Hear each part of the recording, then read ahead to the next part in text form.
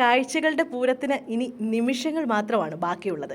ചെട്ടികുളങ്ങര കുംഭഭരണി മഹോത്സവത്തോടനുബന്ധിച്ച് കെട്ടുകാഴ്ചകൾ അല്പസമയത്തിനുള്ളിൽ തന്നെ കരകളിൽ നിന്ന് പുറപ്പെട്ടു തുടങ്ങും. ഓരോ അവസാനവട്ട മിനുക്കുപണിയാണ് ഇപ്പോൾ ഓരോ സ്ഥലത്തും നടന്നുകൊണ്ടിരിക്കുന്നത്. നമ്മൾ കാണുന്നത് പോലെ തന്നെ കെട്ടുകാഴ്ചകൾ പുറപ്പെടുന്നതിന് മണിക്കൂറുകൾക്ക് മുമ്പ് ജനസാഗരമാണ് ഓരോ കരകളിലും എത്തിച്ചേർന്നിട്ടുള്ളത്. നിമിഷങ്ങൾ കഴിയുന്തോറും ഇത് കൂടി വരും.